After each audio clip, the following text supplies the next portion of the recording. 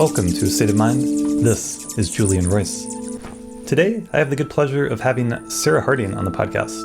Sarah, or as she is sometimes known, Lama Sarah, was a teacher of mine at Naropa University, where I studied Buddhism and Tibetan language with her.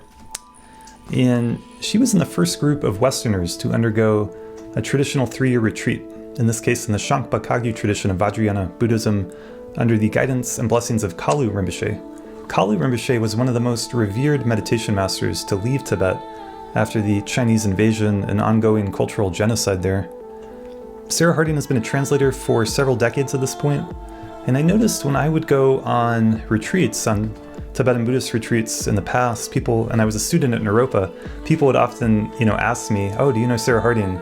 So she's quite well known among Buddhist practitioners in this country, and her translations have been of significant help for those engaged in various advanced practices, such as the practice of Chud. And she wrote a book about that called Machik's Complete Explanation, which discusses it from a scholarly perspective as well as, to help people actually practicing it. And the practice of Chud is a pretty wild and shamanic one.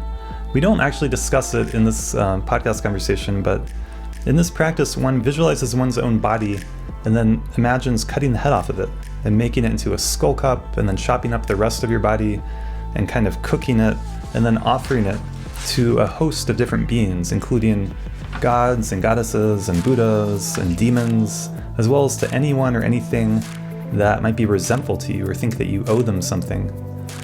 So this is a hell of a way of letting go of what is often called the quote-unquote ego or sense of self. I think it'd be more accurate, instead of using the word ego, to call it the reified or concretized self. It's one in which we compulsively believe in and we hold on to it.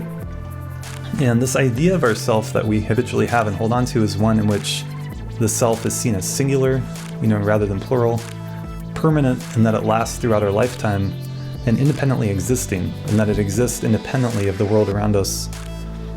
And the practice of Chud is connected with healing often, and it's even been studied for its psychological benefits. So you can look into the book Feeding Your Demons for a more secularized, kind of modern version of this practice, which anyone can do. So, like I said, we don't really discuss this in the conversation, but I just mention it because I think it was one of her more significant books that she's put out up to this point. We do discuss her book called Creation and Completion, and I really appreciated getting to hear her discuss some of these teachings around things like pure perception, emptiness, and the practice of deity yoga, which is really a hallmark of Tibetan Buddhist traditions in general, and I think it's fair to say a pretty unusual practice and philosophy amongst world religions and spirituality in general. Deity yoga refers basically to practices of visualizing oneself as a Buddha in order to help one realize one's own true nature. So if you're interested in this, Lama Sarah shares some really good points about it here in our conversation. I think will be well worth your time. The other thing I realized about Sarah Harding, kind of after talking with her as I was researching for this episode, she has no website, and she doesn't even have an Amazon authors page, despite all the books that she has put out.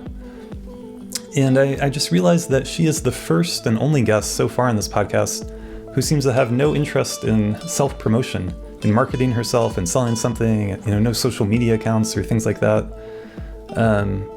And I think she, is very hesitant to even use the title Lama, although it's one that she earned. And I experienced that rather as like a breath of fresh air, without even putting a value judgment on it, just is what it is. And all those things are things I have now, social media accounts and stuff, and I think they can be used for good purposes. But just reminded me of a more simple time in my own life.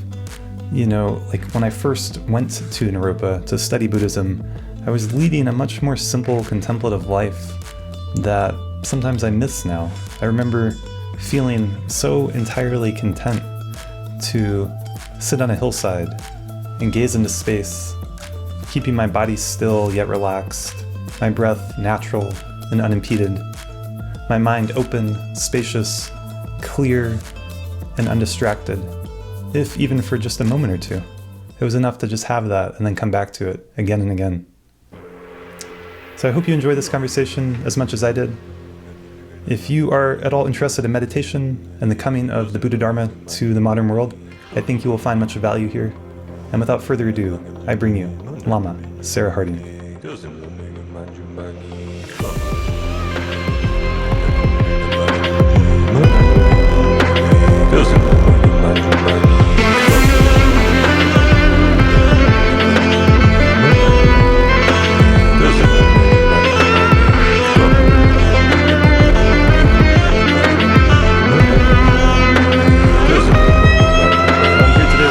Sarah Harding. Sarah, thanks for being on the podcast. Oh, thank you. It's my pleasure, I hope. Yeah. And I know you from Naropa University, where you taught for many years. How long were you there for? It was actually 25 years with maybe some little breaks along the way. Oh, amazing. Yeah, that's a long time. It was a long time. What year did you start there? Well, I first came up in 1992 and taught for a while in different capacities. And then I took off a year in Bhutan. Actually, I was laid off, and then I went to Bhutan for a year for this other job. And then when I came back, I was hired again and in various capacities until I was an actually counted as a teacher. I didn't know that. So they let you go for a while, and then you came back? Yeah. But I'm grateful they hired me at all. So. Yeah. Well, in my experience in the Tibetan Buddhist world, especially like on retreats and with people who are practicing and going to see teachers and stuff, like your name seems pretty well known. I would tell people I was at Naropa and they would ask about you often. So I see. Yeah. Well, I think I have a different crowd than Naropa itself, like because of the translation work, both oral translation and written translation, and also, scholarly work at conferences and things like that. So people know my name is kind of out there. Excuse me. Yeah. Yeah. Well, I was kind of curious to ask you a little bit about your life story and how you got to be where you are, and like, how did you get interested in Buddhism and then Tibetan Buddhism and then translation? Oh, I mean, where do you want me to? Yeah, that's interesting to say. Of course, I am from Southern California, from Malibu, actually. My parents were both in the business of Hollywood.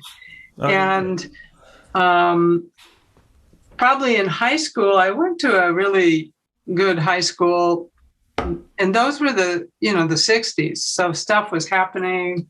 Yeah.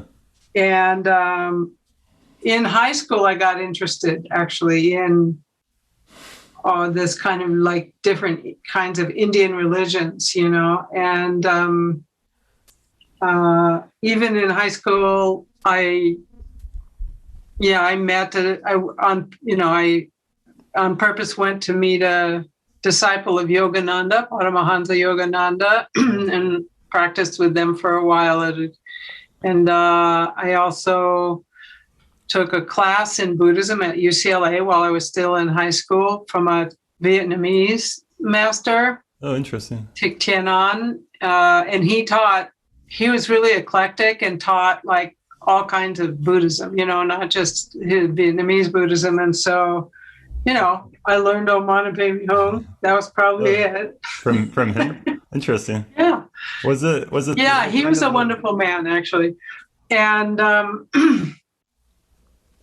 big proponent of Buddha nature theory. That was his favorite subject, actually.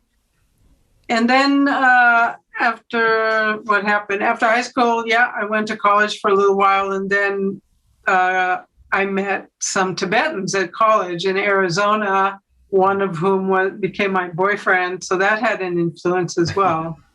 And then, although he was not like a real practitioner, but, he was a believer, I would say. Anyway, and I dropped out in the second year when my mother died, and I left America. And then I traveled all over for 3 years and ended up in Nepal. And by then, I'd had enough fun, right? And I lived in a little hut out at Bodhanath, and right above me was, the Lama Yeshe's center, Kopan, at Kopan. Oh. And so kind of with much resistance, I ended up doing a month retreat there with them, one of the early retreats. I think the second or the third one that they ever did. You know, they did month-long retreats. Yeah. Lama Yeshe and Lama Zopa. So this would have been the early 70s? Yeah. Yeah. It was probably 73, I'm thinking. Interesting, yeah.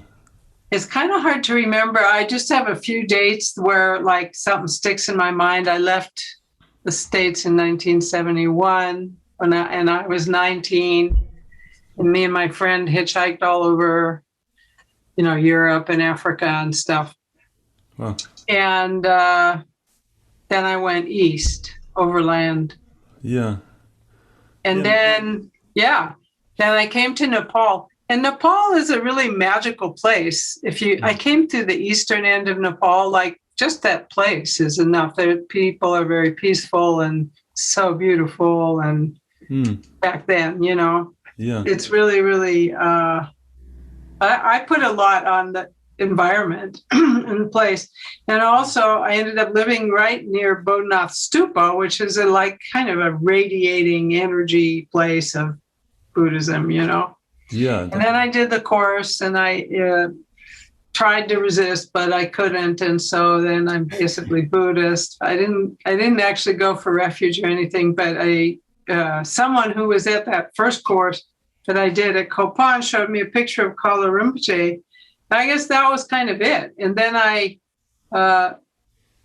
determined that I should go directly from Nepal to Darjeeling, where Kalu Rinpoche was. And then that was not very easy. I'd been living in Nepal for, I don't know, 6 months or 9 months or something, maybe a year, I don't know, and taking various jobs. And later those jobs and the way that I went from Nepal to India over the mountains by like, without the right passports and things, that got me in a lot of trouble with the Indian government. So much of my time with Kalu Rinpoche and in Darjeeling in India, what had to do with, you know, hiding out from the Central Intelligence Department, literally. Oh, wow. Wait, so it's just seeing a picture of Kalu Rinpoche for you was a big moment. Yeah, somehow he was just the right guy. I don't know.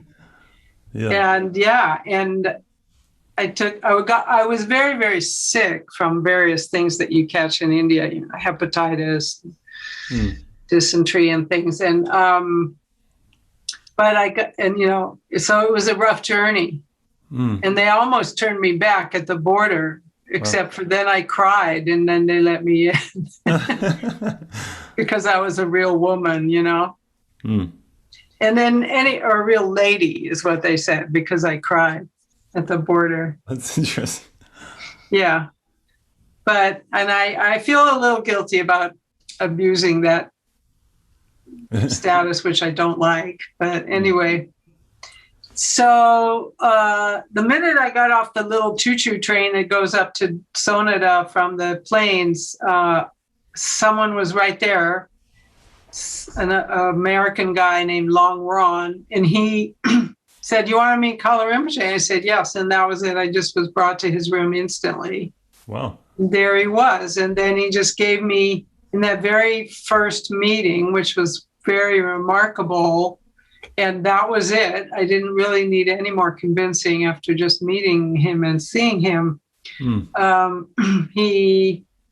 After our exchange, which I very luckily said all the right things, like that I had practiced, you know, Chinrezi practice. That was so random that I said that. But that's when he just told me, you know, do that practice, start the preliminary practices and learn Tibetan, all in that first time. Wow. And I did, like the next day, started all those things. He assigned me a Lama to teach me Tibetan. And what we worked on was the preliminary practices. So that got started. And then I just lived there for a while until I got found out and had to escape under the dark night and went back to yeah, it's a long, you really want to hear all that? I mean, it's on. And I got blacklisted, kicked out of India, went to Burma, did a 10-day retreat with Mahasi Sayadaw, snuck back in, went back up to Darjeeling, got caught again, escaped back to Nepal. It was, got interrogated down in Calcutta. It was all kinds of, it was like quite a adventure of weirdness. Make sure you get your passport straight before you go there. I think I have no intention of going there again. But one thing you said that stuck out to me was just the peacefulness you felt in the people and the culture and the environment, and that had an impact, coming from. Oh, yeah. Very much so. And the Tibetans, the Tibetan people, the general Tibetan people, that were still pouring down from the mountains, escaping Tibet, were so remarkable. It was hard to understand why they were seemingly very happy and cheerful. Wow. And they're just really tough people, and really, kind of salt of the earth, really hearty and friendly, and always wanting to laugh. And, that impressed me a lot. The kind of character of the people. They were refugees, right? They were fleeing. Yeah, they were refugees. They just lost their country and, their families, and, and still they were like that. That's amazing. Yeah. It's good to hear, like, you saw that with your own eyes, Yeah. I think it's just... And the lamas, who were also refugees and just kept doing their dharma, Right. They just kept going with it, and they've kind of, as a community, recreated a lot of their, monasteries and culture with no money, nothing, just completely whatever they could. Yeah. I think it's Kalu Rinpoche had come out a little earlier and had established one monastery in Bhutan already, and then he came to Darjeeling and was offered the monastery of Sonada. Which had been a Galupa monastery before, and he became he just settled right in. Cool, yeah.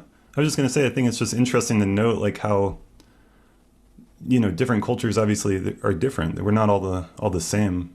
And something like Buddhism, if it infuses a culture, in theory, it should feel different. It should be a little bit different than other, Yeah, well, it tends to adjust to whatever environment it's in. Yeah. was there a certain, like, when I imagine, like, the late 60s, early 70s, it seemed like there was, like, a kind of Eastern spirituality was kind of chic or cool. I don't know what the right word is. Oh yeah, there was a huge movement. Yeah. Well, I mean, following the Beatles and right. But there had been other ones.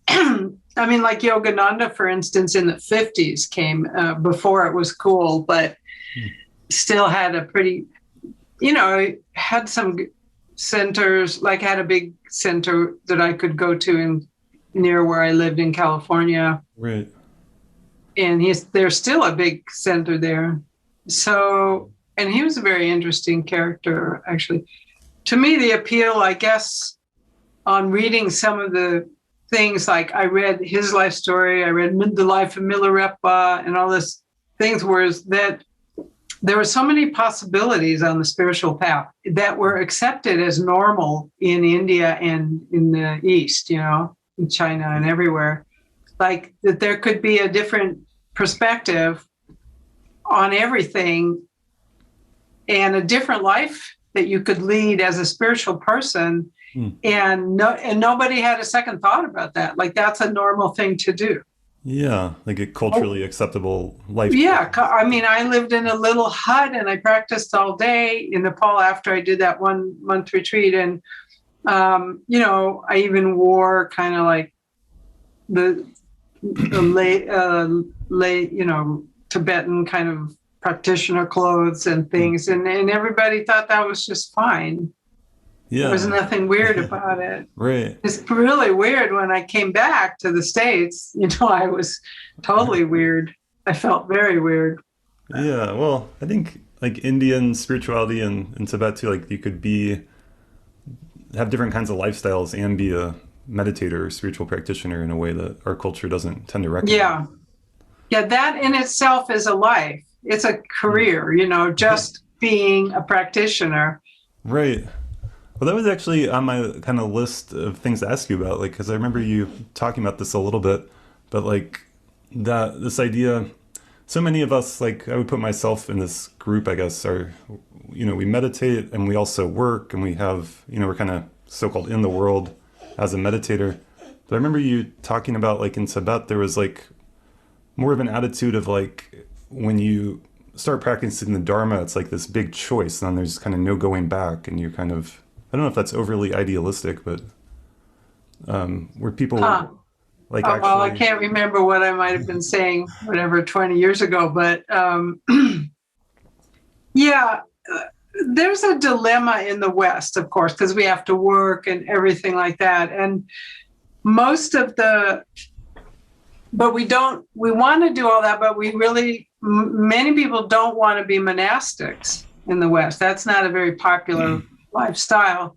Right. And so there's a new thing, which is to be lay people, and not just, and by monastic, I don't mean just celibate, but, you know, even the non-celibate traditions in Tibet are still supported by the regular lay people. So it's a lifestyle choice that they have to make, and there's a context for it, and there's resources for it. But in the West, everyone wants to be living that life. Not everyone, just Dharma, you know, people interested in Dharma, like Buddhists. They want the role of being a monastic or a full-time practitioner by practicing meditation, but they don't want to actually be in a monastic institution. And so it's a strange phenomenon, because there is no paradigm of that. To be a full-time practitioner, not to have to work, but yet not be monastic so no one supports you. And to think that you can get enlightened by meditating. That's a very strange Western idea. Can you say more about that? Because that's an idea so many people have, right? Yeah. You'll become enlightened. Right. And the lay people in Tibet, they don't even presume that. You know, they support financially the monastics. It's the monastics who are going to get enlightened and or at least accumulate great merit. And the merit that the lay people accumulate is by making offerings to them all over the Buddhist world, not just Tibet, all over the Buddhist world. That's how it works, except in the West. Right, that's a big... So we want to practice as if we're like retreatants or something, or monastics, and yet we don't want to be that. So it makes it very difficult. I mean, you know that, right? Yeah. And I know that because I have to keep working and translating and, you know, teaching and doing stuff. Yeah, it's almost like we want everything. Like, we want to be able to have a family, a career, a job. Yeah. We want to be serious meditators, and I think that's possible, and I think that could be a good thing.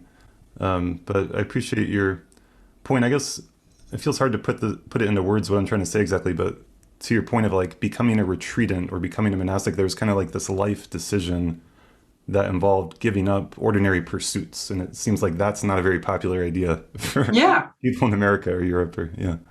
It's not a popular idea, but it's unfortunate because it's a very powerful choice. You know, I mean, just doing a 3-year retreat, giving up, when I was 25, 3 years seemed like forever, right? Yeah. You know, it was basically like I'm giving up my life. And just that, you know, willingness was extremely powerful. I mean, that's probably the most powerful part of 3 years is being willing to let go of everything, everything. Especially, you know, when you're 25 and it's the 70s. I mean, and, you know, and the last album was, you know, Sticky Fingers. You missed out on a lot of great rock and roll concerts. Well, not after Not after that. So, yeah, so you did the 3 retreat. Were you one of the first group of so-called Westerners to do that? Yeah, well, I was in the first group. It was the very first group. Yeah. What was like, how did you come to that decision? Was it kind of something you planned out for a while, or did you just kind of jump into it? And Oh, I jumped into it, with blind enthusiasm. I had become very committed to the path. And it just seemed to me, because of what I was saying, like, yeah, we're going to get enlightened in one lifetime for sure, that if I was going to do it at all, I should really do it all the way, not just kind of, halfway. And Kalu Rinpoche often said that, actually. He used to say, don't, either go full on worldly life or full on Dharma life. Don't try and, halfway have everything. yeah, that's what I was trying to ask about. Yeah. So there you go. Yeah, no, he said it doesn't, he said to forget it. If you want to just have all those things, then just, have a worldly life. It's fine. Yeah. So the retreat, I was quite committed already. And then this date I remember because January 1974, the Dalai Lama gave the Kalachakra in Bodh Gaya, and I snuck back into India to see Kalu Rinpoche there. And we all stayed in this giant tent, and that was quite an event. And then at that time, he told me to go back to the States and prepare for his next trip there, which I did. And then on that trip was when, and it was actually while he was staying at my father's house in Hollywood, that he announced the 3-year retreat for Westerners. And I immediately requested to do it. And he didn't immediately accept me, but I immediately asked, and, how other people kind of helped convince him that I could. He never was all that sure about me. Oh, well, how many people were in the retreat? We started with 14, 7 men and 7 women, 2 separate retreats. Okay. And then it was a while after he announced it, then he had to build it, right? He had to find a place to do it. And then meantime, I was anyway studying Tibetan and doing Nro and stuff like that. Right. So you started with 14, and did some people drop out partway through? Well, there was a sort of tragic event with one person. So we finished with 13. Oh, okay. Yeah. Plus 2 cooks. Oh, yeah. I remember you talking about the cooks. Like, they were so essential to the retreat. Oh, that was the hardest, much harder than during a retreat. I guess, like, one of the things I wanted to ask you about was this, this historical moment of Buddhism and then Tibetan Buddhism coming to America and the West for the first time. And I get this sense of, like, and I had this when I first got inspired with Buddhism too, this sense that, like, it's so precious and powerful and amazing, and it's going to transform the world. And here we are, I don't know, 40, 45 years later, 50 years later. And it certainly had a big impact, and mindfulness and meditation are known by everyone pretty much now, but it hasn't, like, maybe had the impact that some of us probably imagined, right? Like the idealistic kind of society kind of thing, like Chogyam Trungpa Rinpoche would talk about, like, that hasn't exactly manifested. I don't think it's really going to, frankly. Yeah. So there's just a certain kind of, it's becoming a part of our culture, but it's not, I don't know, just. Because of that, well, there's various reasons. It's just not a good fit. And partly because of what I said, that, letting go. I know people hate the word renunciation. In fact, some translators go way out of their way to find this other way to translate that. But, if you don't let go, there's no room for spirituality to grow. And people don't want to let go of their things. And so And I don't mean just material things. I mean, the whole imagination of, cyclic existence and the whole thing. And because of that, and that's one reason. And the other reason is that, the consumer culture so quickly took over. Right. Everything became commodified, and like mindfulness becomes this selling point and people making money off it. And I think it's had a small effect of, like, at least people have this idea that maybe they could calm down a little bit, I mean, that has seeped into the culture, and I think that's helpful, even though it's, I wouldn't like to call it Buddhism, but I don't think it's going to be a very widespread event, and especially not Tibetan Buddhism. Right. It's pretty specialized and kind of weird, and yeah, it's too foreign and too weird. Yeah. Maybe that's, when we think about the history of Buddhism and the different kinds, like Tantric or Vajrayana Buddhism, maybe it was kind of meant to be that way, or always kind of that way. Like it's maybe meant for everyone, right? And they call it esoteric Buddhism, super secret or something. It's only for the weird people. I think Theravada in general has a better chance, actually. Interesting. Yeah. It makes more sense. It's logical, more logical if you don't get too into the details. But maybe seems like it could even fit in with a more materialistic scientific culture more easily. Yeah, it could. Yeah. I mean, I think like the insight meditation, which has been very westernized, taking Theravada and kind of it can fit into people's lives well, and makes sense, makes better people, it's not as extreme, I suppose. So maybe that'll work. But I don't even think it's I mean, even the Dalai Lama is kind of like saying, it's not, stick with your own religion. Yeah. There's certain teachings, I think, that could really benefit and work well in the West, like Lojong, Tibetan style mind training. That's very effective. Compassion training. And then there's the intellectual kind of philosophies like Madhyamaka, Yogacara, and so on that are, for that kind of person can be very helpful, as a philosophy. But the whole 9 yards of Tibetan Buddhism as a religion, I don't know. Right. I haven't seen it working much except in little pockets. Another perspective is like, there's these teachings on meditation and all the Dharma teachings, and they're meant to be practiced, and we're meant to actually realize them and actually wake up, and that's a real possibility and all that. But I hear your point, like the whole tradition from Tibet, like maybe that is a bit much. And except, I mean, there's always a few people who are really attracted to that and fit, and it works well, and that's fine. But as a kind of like, I don't think in America it's ever going to be like even like a 5% or something. It's not going to happen. Right.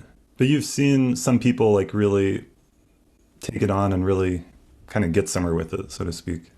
Yeah, definitely. Yeah. It's a good fit. A lot of the Tibetan Dharma centers, though, what you see are people my age, that initial inspiration that happened in meeting some of the remarkable masters that out of Tibet that came out during the diaspora of the Tibetans. Those people, myself included, were, permanently afflicted. They got but younger people, it's different. I think it's just different now, this second, third generations. Yeah. They're not going to be religious fanatics like me.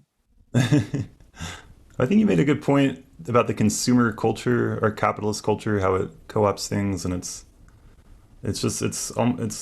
difficult to imagine getting. It's like hard to get out of that process. Like no matter what you do, like if you study meditation and mindfulness, and then you want to teach it, and you want to be able to get some income for it, like that's like the logic of our society. Yeah. I mean, that it can work, but I mean, in some groups, like for instance, again, insight meditation, where they are taught about, dana, making offerings to teachers, and that seems to work. They don't charge. Seem to work for them somehow, amazingly. That's great. And then there's other groups, even like Trungpa Rinpoche or that group, thinking that if you don't charge money, no one appreciates it. So that's another kind of very American capitalist kind of view. Yeah. And maybe it's true, who knows? In my experience, that actually seems to be true to some degree. Like I've done events that are free, everyone come, and then somewhere you'll charge, even if it's just like $10 or $15. Like for some reason, people will take it more seriously and actually show up. More people will actually come. So it's I mean, that's how we've been kind of brought up and trained, right? You invest. How much do you invest in something, and it's all about just money. So that maybe is okay. Maybe that's fine if it's going to work. What the problem is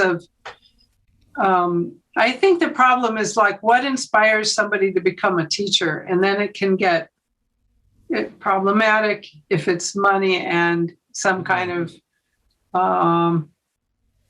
self-aggrandizement, Well, this is a big issue. I'm curious to hear more of your thoughts on it. Like the transmission, like all these lineages and the teachers, and then people becoming teachers themselves. That seems like an area in which the Buddhist world is struggling, at least in this country.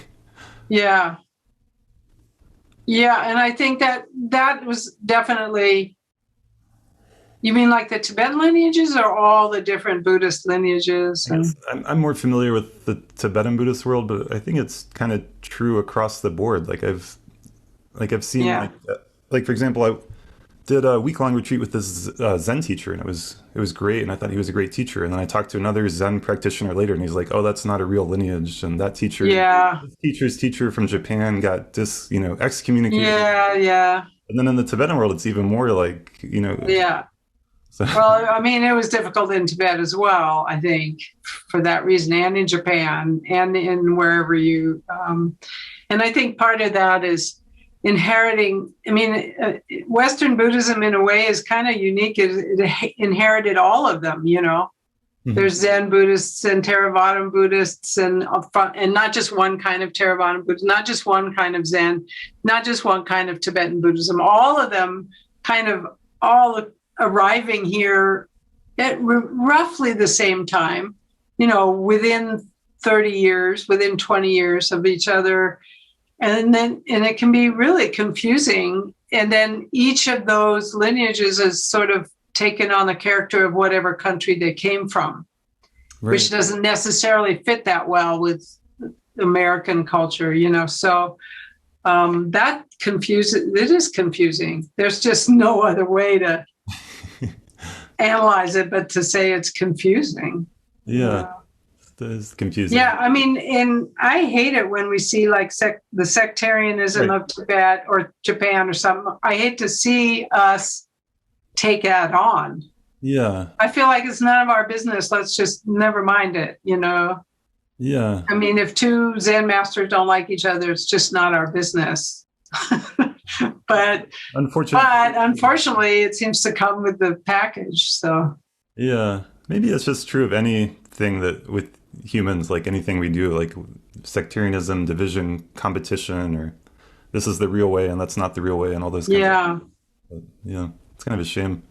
I always remember, I don't know why these little anecdotes hit affect me more than any kind of big philosophy that I read. But in Bhutan, I lived for a year in Bhutan, and it's a pretty small country. It's actually tiny. There's not even 1 million people there, right? Oh, yeah. And although I'm not supposed to say that because they're a member of the UN, but anyway,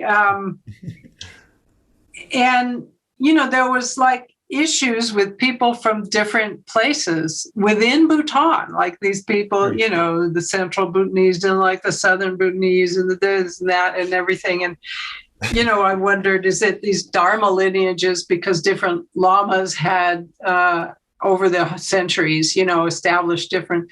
And this one monk who's a good friend of mine, he just said, no, he said, I just think it's that they eat something different over in the other valley. Really, it boils down to, we just don't, we're just tribal mentality of like, over there, they eat their noodles with rice, and over here, they eat their noodles with meat. And, that makes a big difference or something. And I thought that was kind of true. Is there a Tibetan, like, colloquial saying about every valley has its own dharma, something like that? Yeah. It's Ling Rere, Lama Rere, Lama Rere, Lachur Rere. Each valley has its own dharma. Each valley has its own lama. Each lama has their own dharma. Yeah, I like that. That gives them relax. It's unfortunate, well, but it's like human nature, really. Yeah. Right? People in Denver say they won't come to Boulder because there's, something wrong with Boulder. I don't know. People's Republic of Boulder. Yeah. Well, another thing I had to ask you about is, just about your 3-year retreat, and if you wanted to disabuse listeners of ideas they may have about what that looks like versus the reality of it. Like, I think a lot of people, when they think about that, they imagine sitting in silence peacefully, not talking and being very relaxed, and everything's very peaceful and nice. And I'm sure the reality is much more challenging. That would be nice if it had been like that. Well, I mean, to be really honest, the first thing to say from my point of view is I think meditation is really hard. And, it's not instantly sinking into peace. And that's one thing. And then another thing is, the good thing about retreat is the one, as I said, that it takes a tremendous amount of courage and letting go to even want to go into it. And the other thing is, once you're in there, it's a controlled environment where you don't have to think too much. You're not thinking about what you're going to do today, what you're going to eat, all this other stuff. And you have less and less interference from, your reactions to the outside world. And maybe people are starting, a little bit familiar with that now after there's been a year of lockdown. Right. That no one's going to show up at your door. You're not going to go downtown. All this kind of thing and it's a good state in a way if you can relax into it. So that's like a very good thing about the 3 retreat. It's a voluntary lockdown. And, you made the choice yourself, so there's no point in struggling against it. All right. So but that being said, you are in there with, 7 other people, and they're still there. And so, it's good in that, you don't kind of go off in your own thing too much, but it's still like you're looking for trouble. How our consciousness is always looking for trouble, and so you find it no matter what.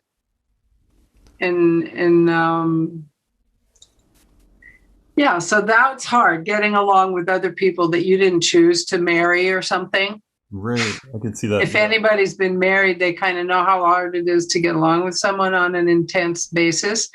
but your 7 other people that you didn't choose to marry are all in there with you.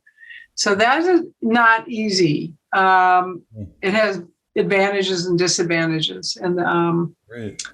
but I mean, it's still the best absolute opportunity for meditation ever that I can imagine, unless you're a very, very self-sufficient person and can go off into solitary retreat in a cave somewhere forever and have the yetis bring you food, whatever they could do in Tibet, as is often stated.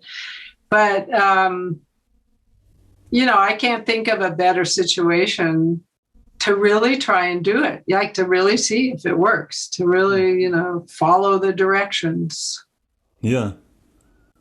And you get brought food and you're supported, and there's a retreat master to teach you whatever you want to know. And, where else can you get that kind of situation? And 3 years is just long enough to stop thinking. To me, it was like you can't count down the days for 3 years. Right. Yeah. It's too long to think about getting out. So you just kind of give into it. Right. I talked to one person one time and they were saying that like the torma making, like making these little like statues could be a big part of that. And that the traditional 3 retreat often in Tibet was like training to be a lama, in your community.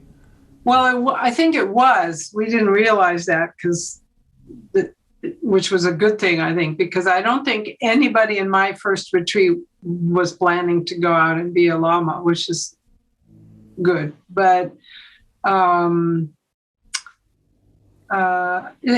don't, torma making is like, it's a few hours or something, it's not the major thing.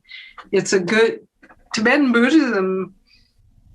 What I love about it is that, it satisfies all your kind of inclinations. And if you have an artistic, there's sculpture, there's painting, there's chanting, there's music to play, there's instruments, there's physical exercises, and all of that contained within the aspect of, the path. Like you're not just doing it because you think you're like some fantastic artist that's going to be the next Van Gogh. You're doing it for the practice. And yet all those human tendencies of artisticness and creativity are provided. Right. So in that sense, it's a very rich and very human and very all-inclusive. Yeah, I like that. Like if you had an inclination, you could follow it. If you were creative or if you're more you could follow that. That's the taking on to the path. That's the making everything the Dharma, everything that you do. Right. And then on the 3 retreat, would you come together as a group for practice with like? Yeah, twice a day we did practice together. Great. We called it puja, which is a, Hindu name, but Hindi. But we did that in the morning and evening, and then that was 2 sessions, and then there were 4 sessions alone each day. So 6 sessions a day of practice, and all you did otherwise is, eat for a little while in between. Maybe sleep a little bit. Yeah, a little bit. Have you kept in touch with other participants? Yeah, not all of them, but some. Yeah. Yeah. Definitely. Oh yeah. I mean, that's a real bonding experience. It's like going through a war together or something.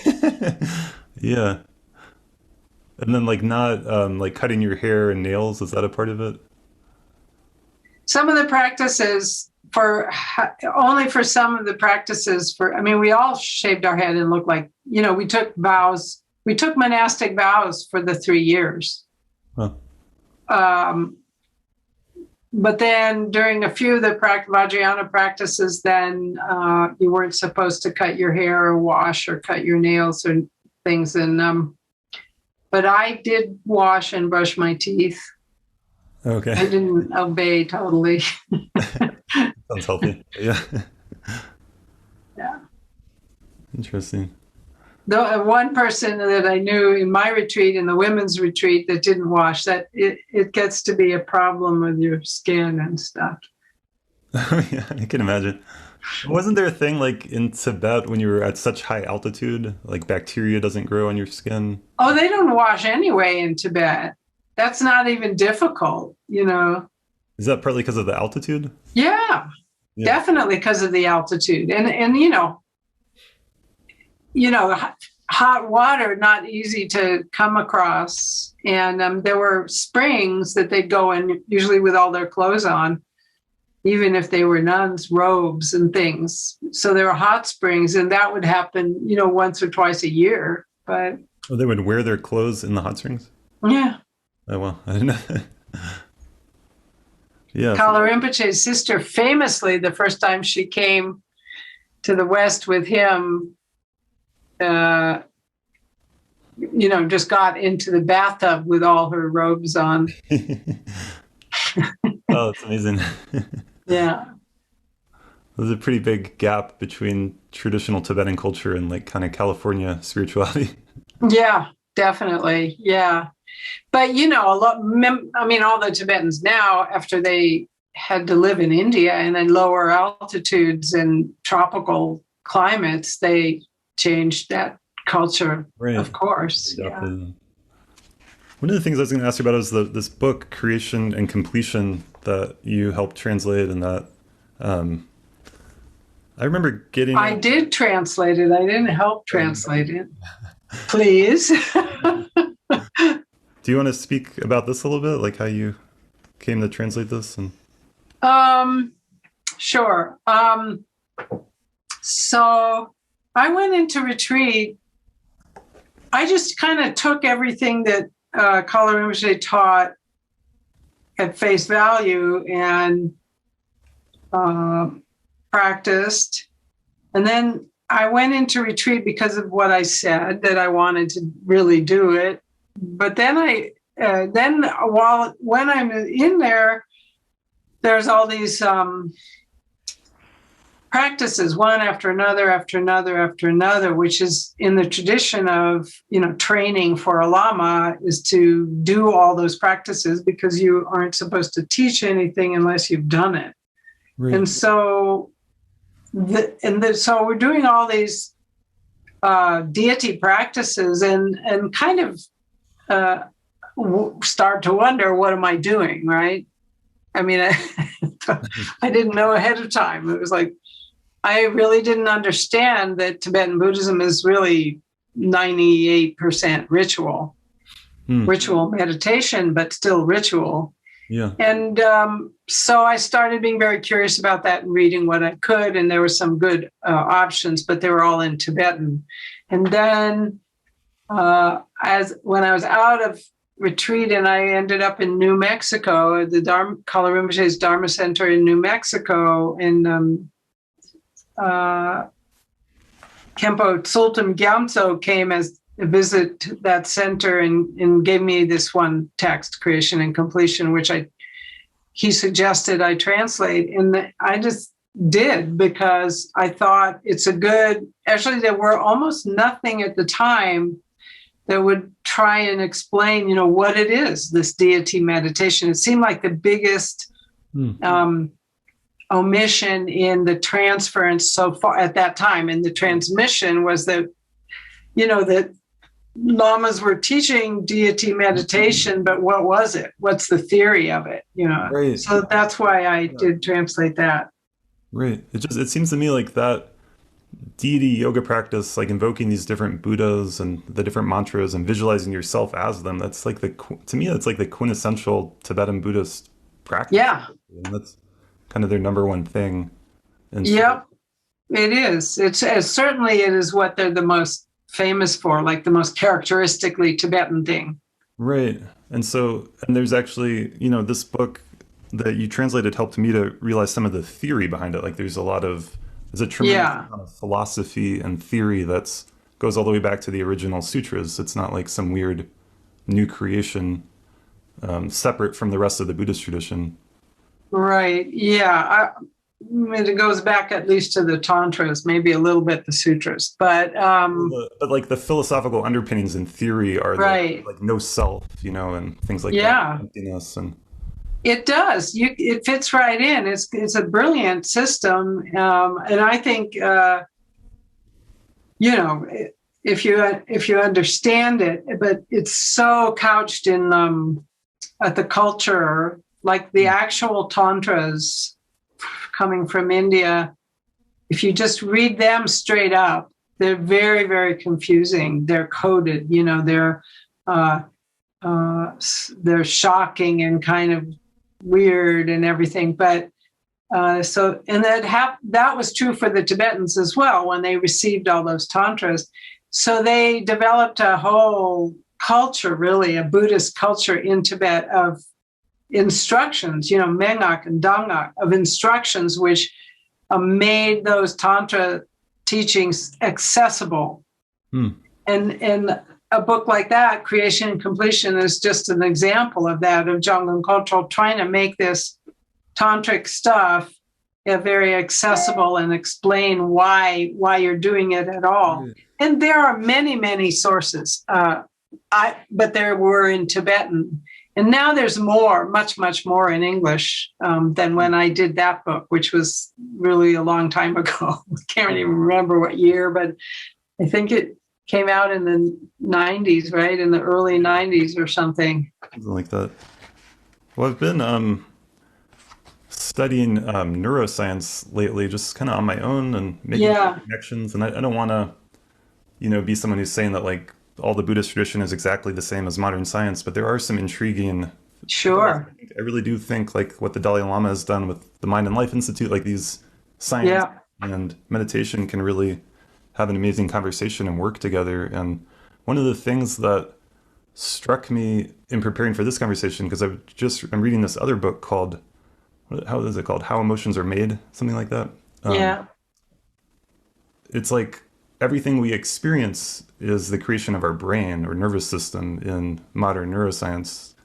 And, we think we see something, but it's actually some process by which the sensory data comes in and then our brain fits it with concepts that we have. So we learn how to see. We learn different emotions. Like we're not just born knowing what anger is. It's something that we learn to identify and experience. And so this kind of deity yoga practice, it's kind of playing with that our experience is created by our consciousness in some way. And we can kind of choose consciously to give it this meaning that everything is pure or everything is divine and try to live in that world. But with the Buddhist path, it's like to then see the emptiness of that too, right? Like you're not supposed to hold on to creating this perfect mental world for myself or something.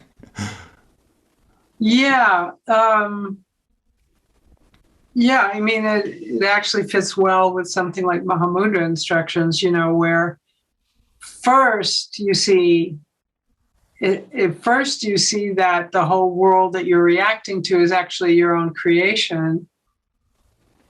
It's something of your mind, but then it goes one step further. Then you have to see the mind is also a creation, also has no absolute entity. I mean, from a neuroscience point of view, you might be able to say it's electric currents or neurons or whatever, but what are those, Right. Is that the self?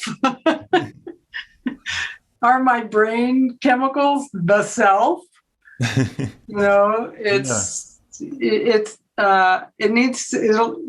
think it's a good match, actually. It's not exact. And it's not the case that, the Buddha knew neuroscience, right? That's a kind of a silly thing. Oh, the Buddha knew this all along.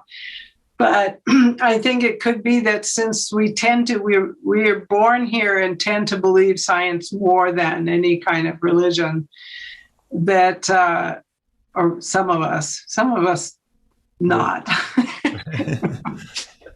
But I'm not going to say who, but anyway, it might be helpful for people to approach it that way, at least philosophically. Yeah, I think so. I think it can be a really healthy way because you're thinking about it more logically, and you're trying to figure out what's true, and you're not just taking Yeah. a blind leap of faith and all that kind of stuff. The Yeah. author in that book, it's called How Emotions Are Made. She tells this funny story of she had like a 6-year-old daughter. Her daughter was 6, and they had a birthday party for her, and they called it the gross foods party. And so they took perfectly good like human food, like lamb and carrots and stuff, and they made a mush like baby food, and they put food color in it to make it look brown, and then they smeared it on diapers. And then they told the guests, like, this is, this nice organic food, but we're going to serve it in this way so it looks gross. And they put like some like drink in like syringes so it looked like blood and all this kind of gross stuff. And people, a lot of the people there couldn't bring themselves to eat it. They were gagging and wanting to throw up. And the point is, like, it doesn't smell bad. You know what's in it, and it's healthy and good. And yet, because of the mental associations with diaper and brown, and like, you just can't. That's funny. So it's kind of like proving this point that like so much of our experience is just mentally created. Yeah, yeah. That's really interesting. Yeah. That reminds me a little bit from another angle of like this one in Bhutan. One time I was translating for this huge empowerment series, that went on for weeks and weeks. But anyway, one of the things they do is you have to come up, how you come up in empowerment ceremonies and rituals, and they give you things and bless you and blah, blah, blah. Well, you have to come up and first you take something really nice tasting, and then you taste something really gross. And you're supposed to be able to equalize. Oh, interesting. Because those are just mental concepts. Right. But it was kind of intense, like a whole spoonful of salt and things that they'd give you, or really bad smells, and I don't know what they were. And you were supposed to, recognize the equal taste, the equal smell, the equal everything of the supposedly good and supposedly bad. I mean, that's a great training. Yeah. But yet you can't even do it when you know it's a good substance, like your example. Right. What about when you don't know? That's the real yogi. It sounds more difficult. Yeah. And that's why there's all that kind of non-normative behavior stuff in Tibet, where you are supposed to realize that your concepts of filth and so on are all concepts. Right. So you might do something out of the ordinary or something that seems gross or bad, but the point is to have realization or insight into emptiness, basically, right? Yeah. Yeah, it's fascinating. We used to complain when over there they'd put, things like, I just remember like in the feast offering, like Cheetos and things that were just like not pure, good, healthy, new age food. Mm-hmm. And they wouldn't believe it. It's like, you're not even supposed to think about something like that, Mm. That's tough for people to not think about what, their health and health food. That's right. What if you're eating GMO food or, I went to a soak, a feast offering, and the guy had Spam. There you go. He said that Chogyal Namkhai Norbu Rinpoche loved Spam because he thought it was made up of many different animals mushed together, so you could connect with the karma of all these different animals. That's just like him, because he thinks he can save all those animals. I remember him saying that at Naropa when he came once. Yeah. Well, this kind of leads me to another question I wanted to ask you about, which is this like idea of equalizing everything, or seeing the emptiness of everything, or seeing everything as kind of constructed. Like, just in the book Creation and Completion, I was reading it before our talk today, and it was like seeing the true nature of everything. That's like the point. That's what you're trying to get to. That's what you're trying to do. And it said something like, where was it? There's like the view of meditation, and then the action is just recognizing that view. But right. Like, my question is, I've experienced this in my own life, and I'm sure other people have as well, of like, when you get into this kind of beautiful non-dual philosophy and teachings and practice, it can become more difficult to make decisions, because you're like trying to see everything as equal or empty or doesn't matter, or unreal, like a dream. And yet we still have to live in the world, and, I have to decide what to have for lunch. I have to decide what I want to do for work, or who I want to be in a relationship with. And these kinds of things in meditation doesn't, in some ways it could create a kind of, make that more difficult, more challenging. Yes. Yeah. Yeah, it does. I mean, that's true. It doesn't really lend itself to being highly functional in the, in our crazy world.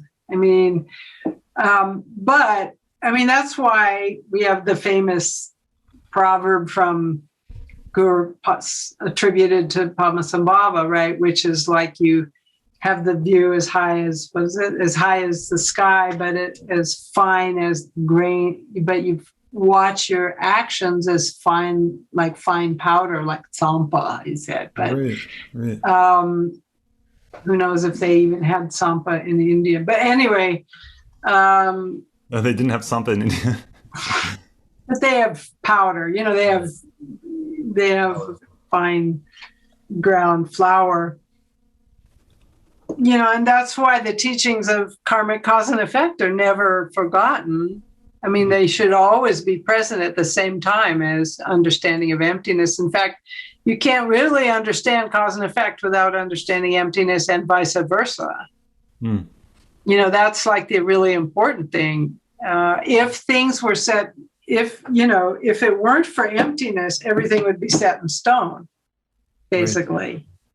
So there's choice, constantly choice, and as long as you're still kind of in the round of causing, actions and reactions, and as long as you're always reacting to everything out there, then you have to watch it in a very careful way. So I don't think, it's possible, but it's possible that there could be that some people would be too much tendency towards everything is equal, everything's a dream, and get those teachings and kind of veer off into that. And that's called falling into the extreme of nihilism. And it's, to be guarded against. And that's why there's always two truths. Right. That's why there's always two, there's the absolute truth of the nature of phenomena. And then there's phenomena that it's themselves, which is not the whole deal, but is still a truth. It's still one nature. Yeah.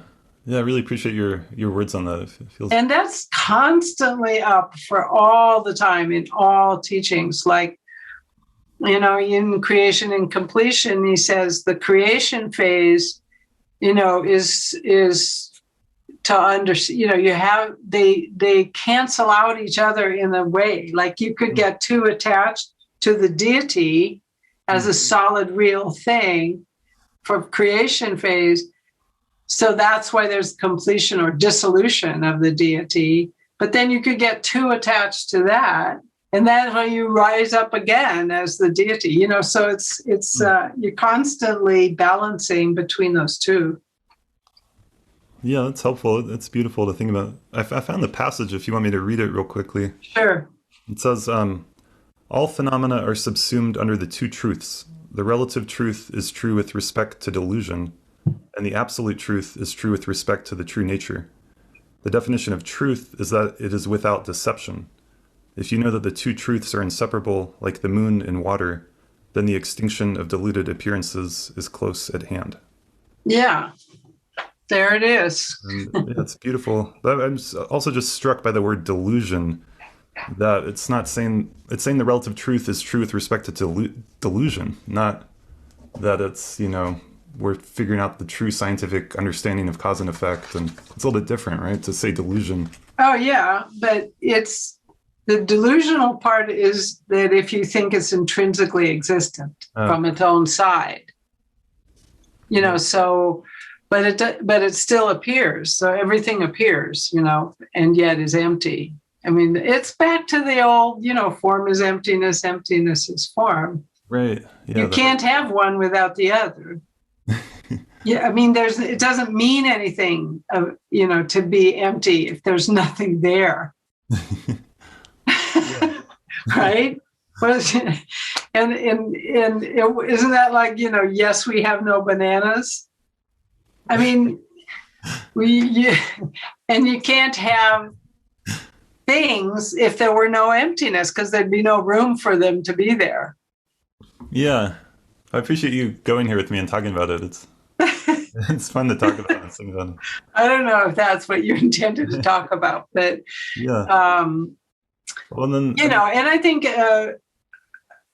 even a minimal understanding of tantric practice, which is the Tibetan Buddhist practice, brings you to that constantly, brings you back to that constantly. The deity appears and yet isn't solid. It's like training again and again and again to realize that, there is the creative impulse of our minds, which sees all phenomena. And yet we dissolve the deity means that there's behind that phenomenal world is emptiness. Right. Yeah, and I've heard it said that we experience it each day and night when we go to sleep, like everything dissolves for us. Yeah. It comes back. Yeah. And then it pops up in dreams again. Yeah, doesn't it? That's why dreams are called in Tibetan, and my translation of the term in Tibetan was double delusion. Oh, well, yeah. But, the Buddha apparently, they say, said that dream is like a gift to understand what our minds do. It's the greatest example because every night we create a world or lots of them, many worlds in our mind. And then we wake up and it's like, oh, that was just a dream. So yeah, we create a world and it's usually kind of bizarre and weird but we have no insight into that, right? It's just we take it all for granted when we're in the dream, unless you're something. It's like that's right. Yeah. I've had some experiences, even kind of recognizing, okay, this is a dream, but still not seeing how different it was from my normal waking life, if that makes sense. Like something in the dream and still that's like, okay, it's a dream, but like that still seems like normal that this person is flying around or something or whatever. Right. Yeah. It's amazing how we're less judgmental. Yeah. Right. And then I guess another question related to this is, if our normal perceptions are based on concepts and they're basically diluted, we're kind of reifying everything, and we're training in pure perception, seeing things as pure. In some ways, do you think that's like closer to reality, whatever reality would be, to see things as pure? Yeah, I think it's sort of a stepping stone. I see it as that. It's actually quite a complicated or complex psychological process in Tibetan Buddhist meditation, where you visualize a deity, but first you have to think, and you have to kind of be convinced in yourself that deity is a representation of a Buddha, a Buddha with all the qualities of Buddhahood or a fully awakened being. You have to believe that for it to work at all, for a start. So sometimes I think in the West, it's better just to actually visualize the Buddha, because we have a pretty good, idea what that is, whereas a deity is like more complicated and stuff. You have to make that connection. And then, you go through this whole process of getting more and more kind of close and intimate with that deity. And then, but the point is that you created it, and you can't forget that, and then you become one with that. It's like you take back your Buddha nature, which of course there was not something there in the first place, but you take it back. You play with your own dualistic mind, you I and thou. You have we do that anyway, self and other. So let's do it in a pure way. So you're seeing other as pure Buddha nature out there, manifesting in front of you or in the whole environment that you're in. If it's a pure land, everything. And if you can keep you have to know deeply that whole pure realm is why it's pure is it's not truly intrinsically existing. That's the purity of it. And so it can be whatever you want it to be, just like in a dream. It can be whatever you want it to be because it's not intrinsically existing. So you train in making it the pure divine deity Buddha nature. But then you have to come back to realize that that was all your creation. And then you can recognize and be your own Buddha nature. So it's a process. It's a kind of a tricky process almost. Yeah. And what our big hope is, I don't know, but the hope is that it works even if you don't understand it. Oh. Like you can go through the process of the visualization. That's why it's more of an embodied process than other kinds of meditation. It's like, it's using your creative mind. It's using the everything, all of your tendencies, all of even your dualistic, even your deluded mind. It's using all of those things and then transforming it by doing that. And that's why, Vajrayana is considered the fast path because it's so tricky. It's so clever, but you have to really fully commit into it or else it's just playing around. Yeah. Thank you. Yeah. Do you, make it real or else forget about it. Wait. like either do it, or is it there's something like do it all the way or don't do it at all kind of a thing? Yeah, I mean it's a big commitment, and that's why I'm saying we hope that it's working, even because I think a lot of it's hard. I mean, I did creation completion to kind of partly explain what's going on, or what I think is going on. What I think is going on, is that. But whether it works or not on a half-assed basis, I'm not sure. And that's why I think things like Lojong and mindfulness and all those things are maybe better for us. Right. That makes sense. Yeah. It makes me think of like everything being the creation of mind, or however we want to talk about it. There's kind of new age ideas of like we manifest our reality and we can create our own world, or we are creating our own reality. And so like some people really criticize those kinds of things because they can become, very kind of narcissistic, indulgent. Very much so. Yeah. That at all? Sure. Going around thinking you're a deity, it could definitely be narcissistic. Well, just that's a big problem. And yeah. Well, what about the idea of like, if I feel kind of, I don't know, silly or dumb even saying it, but like we can manifest things like I'm going to visualize a new car and then eventually that'll manifest, like this idea of manifesting. That there's a lot of kind of spiritual teachers, new age kind of coaches who are teaching people to do stuff like that. Like yeah. There's a name for it. Yeah, and I know people, even if like you put it up on your altar or whatever, like the kind of car you want, or I don't know. Yeah, I don't know. That's not something that has a parallel exactly in Tibetan Buddhism, except for praying a lot. I mean, you pray a lot, and they don't think of it though as you're manifesting it. They think of it as, the Buddha in one form or another is granting it, or they've created enough good merit to achieve it, but yeah, a little different. It's different. It's like, it's more religious, whereas what you're talking about is sort of that new age thing is more, it's a strange thing. It's its own phenomena, fairly new, I think. Yeah. Interesting. Yeah. I wonder how that fits into the American ideal of, go get them. Like if you want something and you got to go aggressively go get it. And then, you can be a self-made person and all that kind of thing. It totally fits in with that. Or you could just sit there and think about it till it happens. I don't know. I don't know if that's really going to work. Hasn't worked for me.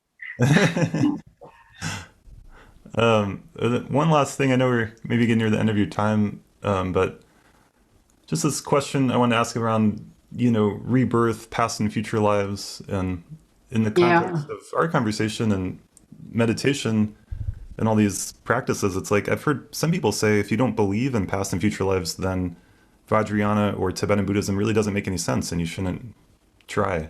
And then I've heard other people say, well, I don't know if there's a past or future life. I'm agnostic and I get a lot of benefit in this lifetime from meditation.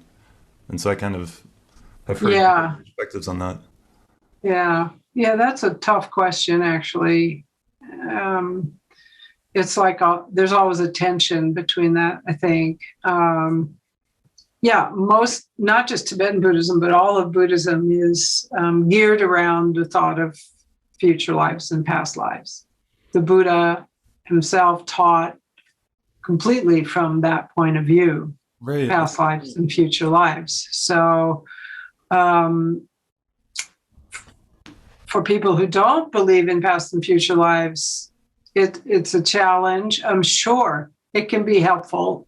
But that's why I think, mindfulness and those things can be very helpful in this life, but shouldn't be called Buddhism. It's pretty hard. That one. I mean, there are people, the most known example is, what's his name? Steve Goodman. And his website is, agnostic.com or something. And Stephen Batchelor, is that who you're talking about? Oh, Stephen Batchelor, yes. Yeah. Stephen Goodman, different person. And I know he's probably said a lot of really intelligent things that one could look at. And he was very honest with himself about, not really believing in past lives and future lives. And I mean, we should be. We can't kid ourselves into believing something, So I think it's important to sort that out. If you're a practitioner, to sort out if, what you can and cannot accept of Buddhism. You don't have to accept everything, but then how does it work? How does it work for you personally? I think it's better not to gloss that over, but to really, find your angle. Yeah. You know what I mean? Well, do you think that traditionally, historically, in Asia, in Tibet, India, Thailand, wherever, Japan, that people wrestled with this question in the way we do today? Or do you think, like in Tibet, for example, was it just taken for granted that was true? Like there's a sun in the sky and we get I'm not sure if I know the answer to that, but I think when you have heard something from the time you're small, from the time where it's just part of the whole culture and you are constantly exposed to it, that's how you see the world. We're talking about how our concepts form our perceptions. Yeah. So if you have the concept of it being there right from the start, then everything you perceive will fit into that concept. Right. That's a great point. So they don't struggle as much. I mean, but I think, in modern times, modernity and then people in Buddhist countries are exposed to all kinds of ideas that many of them might begin to have that struggle of thinking about that. Yeah. But we're exposed from the time we're tiny to so-called scientific theory, or, of course, the people who have religious backgrounds, Christianity and so on, which has a different view of things. Yeah. But, many, many people believe in heaven. Many, many, many, many people in America believe in heaven very strongly. Right. Because they've had that concept, and that's an afterlife. Right. Yeah. It's just a different version, So, that's an incredibly, far-flung idea from a scientific point of view. For sure. The regular Christian heaven. And so it's no more or less, difficult than lifetimes. Yeah. One of the fascinating things that I always appreciate about Buddhism is it kind of, whenever it enters a culture, it takes on those ideas and kind of works with them. And even like the idea of heaven, like Buddhism has the idea of heavens, but they're not eternal, right? You could be there for a while and then eventually you have to leave, kind of ideas. Well, the Buddha realms, I would say they function for people in the same way, but they theologically, they're very different. Different Right. phenomenon than heaven, but they function for people in a very similar way. Like, yeah, you pray to go to the Pure Land, stuff. So they provide that thing that we seem to need. I was actually thinking of like the God realms, but yeah, the Pure Lands too. Oh, those gods. Yeah, no, that's just another realm. It's the 1% billionaires, That's different. That's like Zeus and those guys on Mount Olympus. Yeah. And then there's a phenomena of meditation masters who have like memories from past lives or visions. Sure. A lot of people have memories, not just masters. Lots of people are children. My daughter talked about her past life, when she was like a little kid. But that's amazing. Yeah. Then was that unprompted? Like it's just natural? Oh, yeah. As soon as they're prompted, it's gone. Oh, wow. What did she say? Oh, she told me what she was wearing when she died when she was big, and things like that. Not a whole lot, but just a few, And I think what happens, I don't know. I don't neither believe or not believe, but,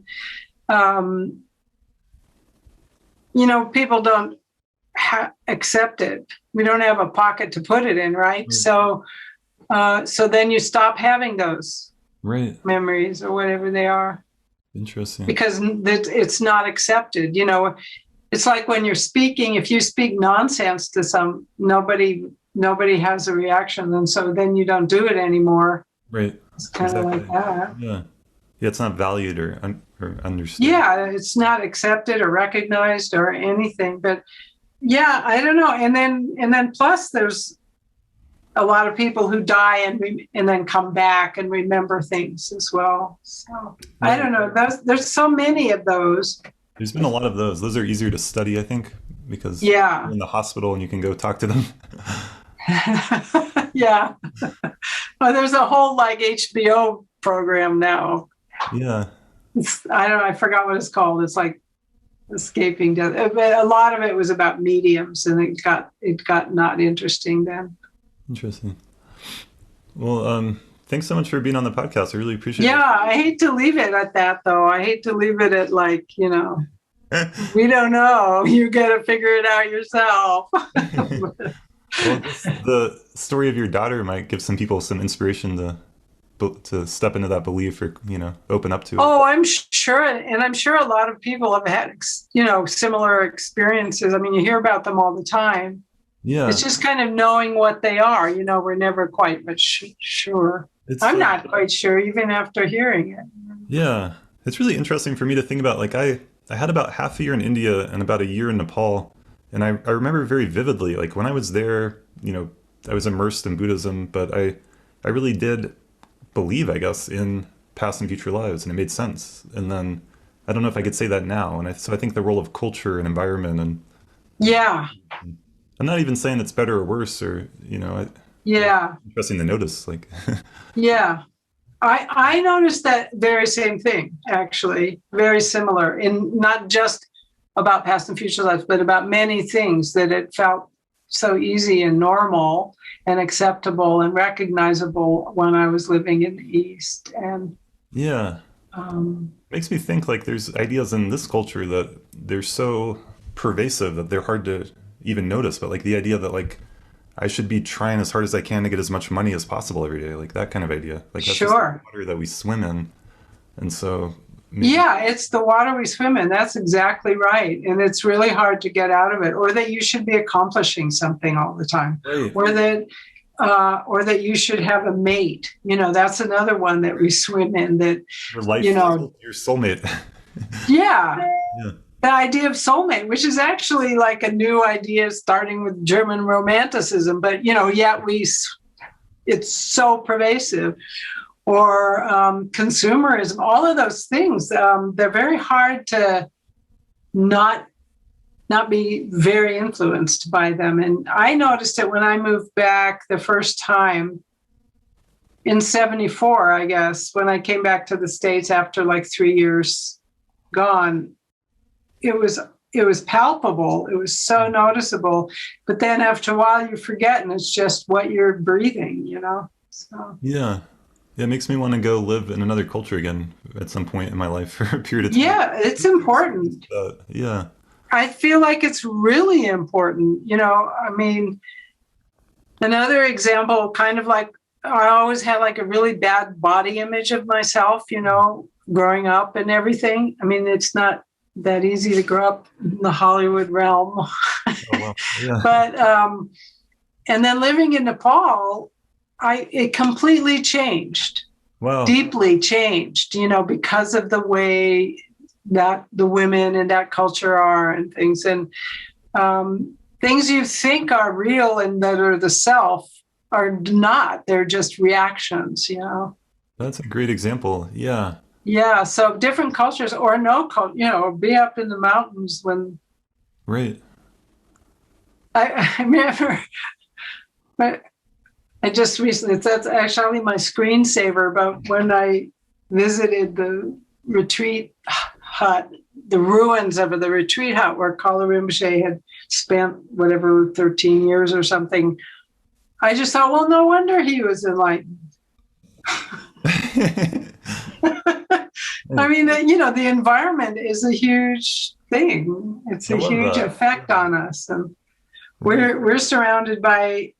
The culture is our environment.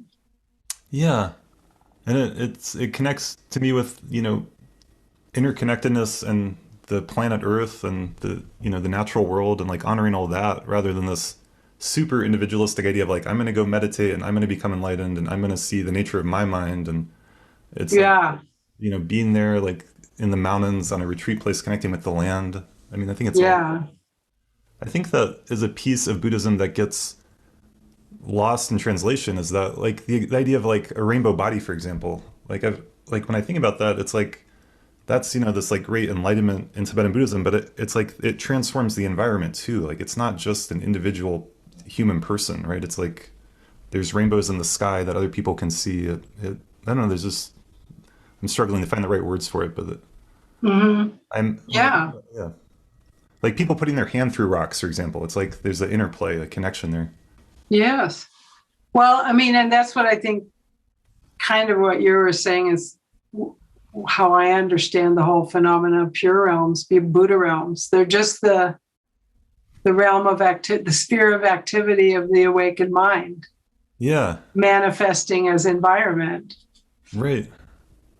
But anyway, that's a better note to end on than total confusion. Well, then the idea that if you see a really awakened teacher, like they're manifesting that around them. You enter their kind of mandala, you're part of that. Yeah, it is an incredible experience. I mean, that's definitely what did it to me, that instant, that second I walked into his room. Oh, wow. Yeah. With Kalu Rinpoche. And also, that also had an incredible, I felt like, I don't know, he was like my oldest friend in the world. And so that's also something that, made me think it's more than what we, more than this life. Like that was like a felt sense in your body that you experienced. Yeah, it was shocking, actually. It was like, it was a shocking experience. I don't know. Yeah. Well, that's sweet. That is a much better note to end on. Yeah. All right. Well, thanks for listening and talking. Thank you so much for listening. If you would like to learn more about my work as a psychotherapist, meditation teacher, coach, public speaker, and all of that, I have a brand new website that I am excited to share. It is astateofmindcounseling.org. And if you'd like to support this podcast, we do have a Patreon page, patreon.com/astateofmind. Become a member, become a subscriber. We've got some benefits coming out for you guys. And another way to support the show is just to share it with friends, with family, to post about it on your own social media accounts. All those are great ways to support the show as well. Thank you so much, and I will see you here next time.